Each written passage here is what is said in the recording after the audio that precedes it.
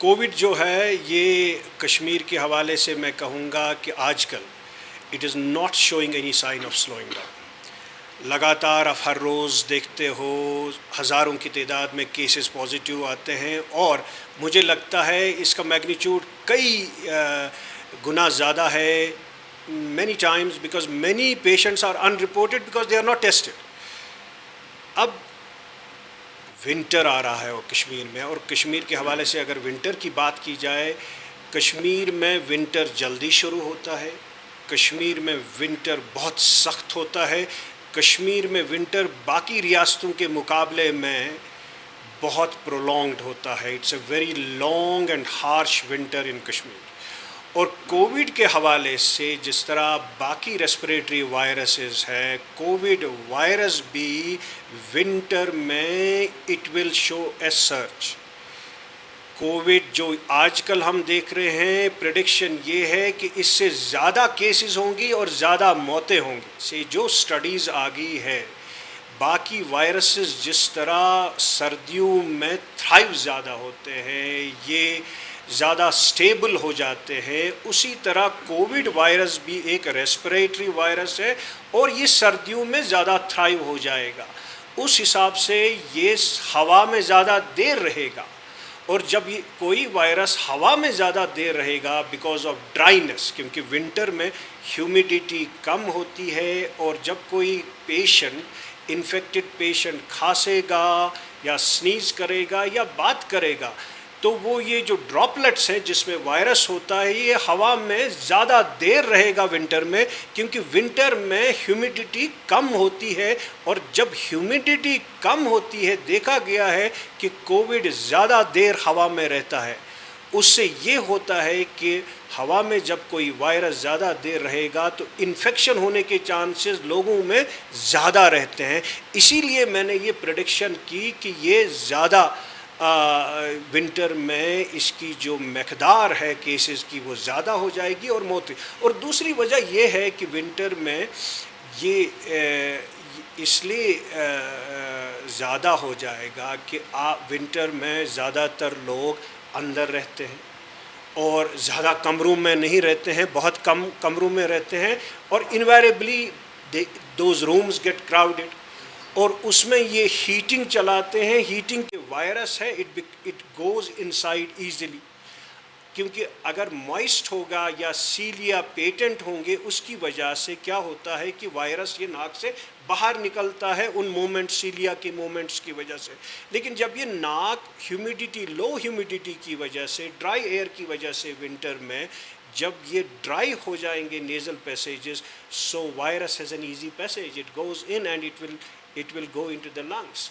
उसकी वजह से मैंने ये स्टेटमेंट दिया कि सर्दियों में ये जो कोविड है इसकी मकदार ज़्यादा हो जाएगी, the number of cases will surge, they will spike, and in fact there will be massive spike. We must prepare now. ये सवाल ज़्यादा सही है, मैंने एक प्रेडिक्शन की है, लेकिन अब इसके लिए हमें क्या तैयारियां करनी है। तैयार देखो, अभी न कोई इसमें वैक्सीन है कि हम वैक्सीन देते लोगों को, और मगर विंटर में न सिर्फ कोविड रहता है। अगर कश्मीर की बात आप करोगे, यहाँ पे फ्लू की मकदार भी विंटर में ज़्यादा होती है।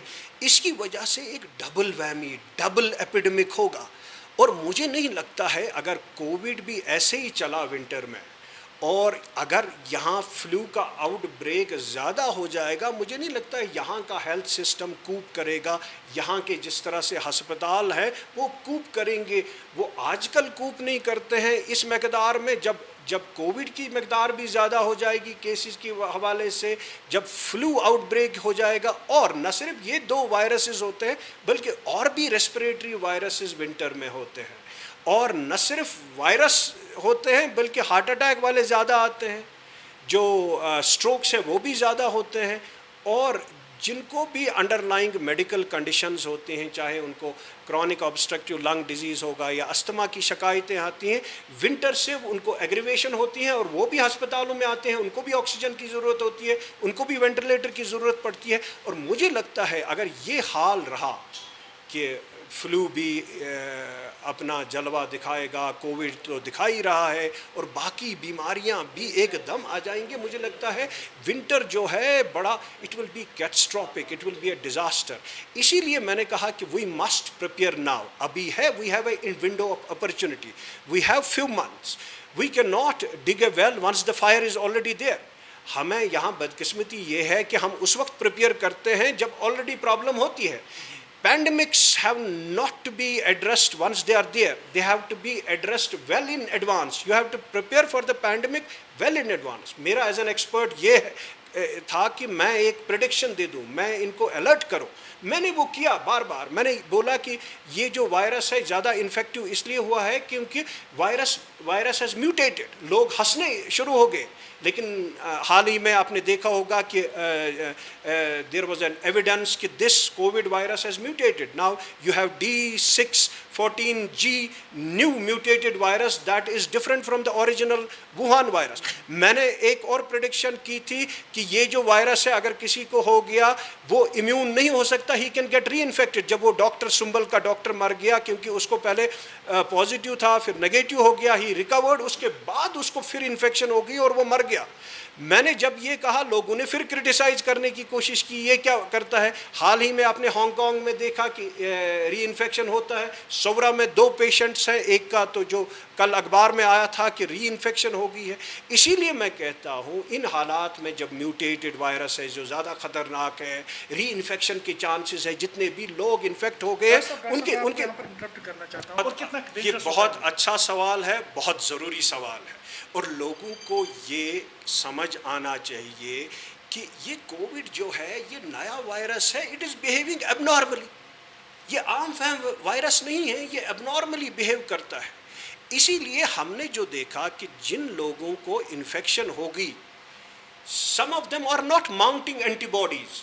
मतलब जब वायरस अंदर जाता है प्रोटेक्शन हो जाती है और लोगों में ये एहसास होता है शायद हम ठीक हो गए ना। कई लोगों के हमने एंटीबॉडीज़ देखी, उनमें एंटीबॉडीज़ ही नहीं थी, that means they were not immune. और जिनकी बनी भी थी that went of with in 2 months। सो इसीलिए मैं आपकी वसादत से लोगों को ये बोलना चाहता हूँ कि अगर कोई इन्फेक्ट हो जाएगा उसके री इन्फेक्शन के चांसेस बनते हैं, वो फिर से री इन्फेक्ट हो सकते हैं, या तो उसी स्ट्रेन से जिससे वो इन्फेक्ट हुआ है, या म्यूटेटेड स्ट्रेन से, चेंज स्ट्रेन जो चेंज हो गए। बिकॉज इन वायरसेस की खुसूसियत ये है कि ये चेंज होते जाते हैं और they have a peculiarity, they have a tendency to change. और जब ये चेंज हो जाते हैं उसकी वजह से अगर एक स्ट्रेन से आपको इन्फेक्शन होगी, दूसरी स्ट्रेन हो सकती है। अगर उसी स्ट्रेन से भी आपको इन्फेक्शन हो सकती है, क्योंकि उस स्ट्रेन से इसलिए इन्फेक्शन हो सकती है क्योंकि आपकी एंटीबॉडीज़ जो हैं वो नहीं रहती है ज़्यादा देर, वो 2 महीने या ज़्यादा से ज़्यादा 3 महीने रहती हैं। उसके बाद आपके री इन्फेक्शन के चांसेस फिर से बनते हैं। अब वो सवाल पे हम जो बहुत ज़रूरी है वापस आएंगे कि हमें क्या करना चाहिए। हमें ये करना चाहिए कि आज ही से हमको वी मस्ट प्रिपेयर। प्रिपरेशन मेरे तक नहीं है, प्रिपरेशन यहाँ की कंसर्न अथॉरिटीज़ तक है, सरकार तक है यहाँ की, क्योंकि हमें जानें बचानी है। एक जान भी अगर जाएगी, वो भी किसी का बाप है, वो भी किसी का भाई है, वो भी he must be a lone bread earner. So we have to try to, because it is a protected. हमें पहली बात जो है लोगों को ये बोलना है कि इसमें अभी तक कोई ट्रीटमेंट नहीं है, अभी कोई इलाज नहीं निकला है स्पेसिफिक, अभी वैक्सीन नहीं है, और मुझे नहीं लगता है कि आने वाला है by the end of this year. और अगर आ भी गया तब भी there is a questionable effectiveness कि क्या ये इफ़ेक्टिव है 100%। कोई भी वैक्सीन इफ़ेक्टिव नहीं है, मगर हमें एक वैक्सीन है अभी जो फ्लू वैक्सीन, जिसके जो फ्लू सीज़न आ रहा है, at least we can do away with one virus flu. उससे क्या होगा, we can reduce the infection of the flu. उससे क्या जो हो जाएगा, हमारा जो हेल्थ सिस्टम है थोड़ा सा बच जाएगा कोविड या बाकी क्या है सर? जो फ्लू वैक्सीन, इन्फ्लुएंजा वैक्सीन है, इस साल वो ज़्यादा ज़रूरी इसलिए है क्योंकि ताकि ये जो फ्लू है, फ्लू का सीज़न आ रहा है, मैंने उस हवाले से भी एक स्टेटमेंट निकाला था कि आप इस साल सितंबर में फ्लू वैक्सीन इसलिए करो क्योंकि ताकि you will be protected before the onset of flu season that comes in October, क्योंकि अक्टूबर से शुरू होता है। इसीलिए इस साल everybody should get vaccinated against the flu. उससे क्या होगा, एटलीस्ट डॉक्टरों को ये अगर कोई आदमी फॉर एग्जांपल वैक्सीनेटेड होगा, हमें पता है कि ये वैक्सीनेटेड है, अगर उसको, क्योंकि फ्लू और कोविड की अलामतें मिलती जुलती है, उसमें भी खांसी आती है, उसमें भी बुखार होता है, उसमें भी ज़ुकाम होता है, उसमें भी सोर थ्रोट होता है, दोनों की जो सिम्टम्स है, जो अलामतें हैं, वो मिलती जुलती है। इसलिए डॉक्टरों को डायग्नोज करने में बड़ी प्रॉब्लम हो जाएगी। इसलिए अगर वैक्सीनेट हुआ होगा community, we will say it is not flu, it may be COVID, ताकि हमें ट्रायाजिंग में डिफ़िकल्टी ना हो जाए और हस्पतालों में will spare beds for COVID patient specially. दूसरा वेरी इंपॉर्टेंट इज़ कि हस्पतालों को चाहिए कि वो आज ही से प्रिपेयर करें, क्योंकि who knows, there will be surge of COVID, there will be surge of other diseases, so we should have more number of beds in the hospitals, we should create more number of beds, we should create more ICUs जितने हैं हमारे अस्पतालों में, चाहे district care अस्पताल हैं, tertiary care अस्पताल है, उनमें बेड्स की तादाद बढ़ाओ, ताकि हमें पता चले कि कहाँ क्या है, ताकि ट्रैकिंग सिस्टम जो है वो भी हमारा मजबूत होना चाहिए। उससे क्या होगा कि हम at least we should try to prepare now, और अस्पतालों में जो ये प्रोटेक्टिव गियरिंग है डॉक्टरों के लिए, पैरामेडिकल के लिए, it should be stock pile. और मुझे लगता है कि काफ़ी शिकायतें हैं कि जो ये वैक्सीन है, फ्लू वैक्सीन, काफ़ी लोग, people can not afford it, ये बहुत कॉस्टली है, 1200-1300 का। पुअर पीपल, और सरकार की ये जिम्मेदारी है कि इस साल वो एटलीस्ट हाई रिस्क ग्रुप्स के लिए, जिनको कॉम्प्लिकेशन, फ्लू कॉम्प्लिकेशन के चांसेस ज़्यादा हैं, या इसकी लत लगने के ज़्यादा चांसेस हैं, उनमें बच्चे आ जाते हैं, बुज़ुर्ग आ जाते हैं, प्रेग्नेंट वुमेन आ जाते हैं, और जिनको अंडरलाइंग मेडिकल कंडीशंस हो उनमें आ जाते हैं, उनको ये वैक्सीन फ्री ऑफ कॉस्ट मिलनी चाहिए सरकार की।